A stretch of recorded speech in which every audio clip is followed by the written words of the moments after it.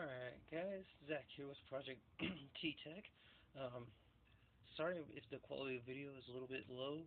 Both my GoPro and my tablet decided they weren't going to cooperate today, so we're going to do this with my cell phone. Anyways, what I have here is a car battery charger slash jump starter. It's capable of putting out 6 to 12 volts between 2 to 200 amps.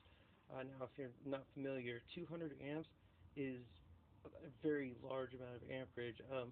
1/2 of 1 amp is enough to kill you, so 200 amps will do decimation.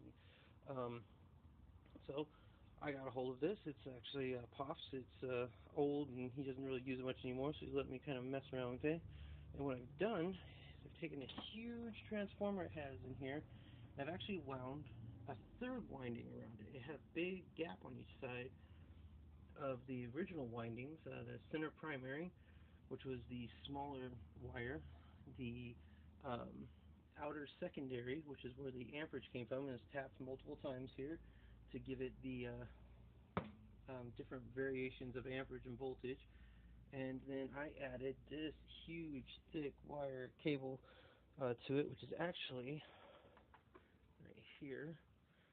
This I took and stripped it down quite a ways, put about 1.5 inches of it in a braid, and then I'm just going to use it with it all insulated in this sleeve here because it fit perfectly into this core, this E-core. And I have that running over here to some salvaged jumper cable, alligator clamps, and this bar that I'm going to see if I can't heat up.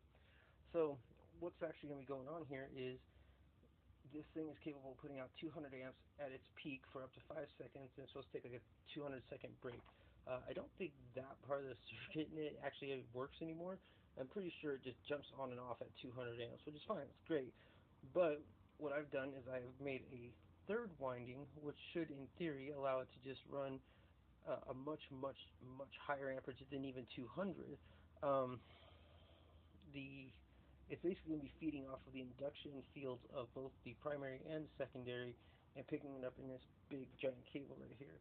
And hopefully feeding it down to these into this bad boy right here, heating it up to the point where it glows, possibly melts. I don't know. We're going to find out right now, actually. So, just 1 second here. Failed attempt to get my GoPro working. Make sure that's off. That is in fact off.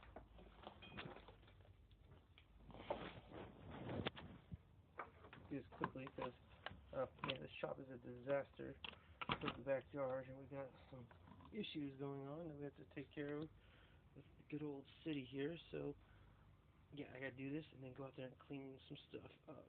But anyways, yeah, you know how I say it: do it epic, build it epic, live it epic. Epic in any way possible.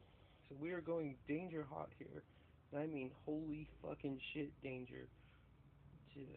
Pardon my language, but this would kill you if this works correctly so fast. You wouldn't even have time to be aware of the fact that you were about to die. You would just be zapped. So yeah, okay, so let's turn this on and see what happens. Well, I'll make sure it's set right here first.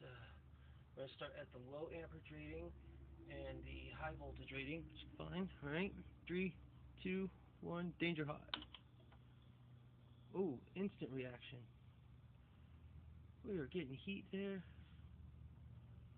And that's on the low setting. Alright. Going danger. Super hot. Oh. Get ready to kill this circuit in case I start frying that transformer up there. Looks pretty good so far, no smoke. Oh, wow. Those copper connectors are freaking glowing. They are just about ready to melt down themselves. Holy crap. We're about to have critical failure here. Let's step back just a little bit. I don't think they'll like pop or anything. I really don't want to get hit with liquid metal.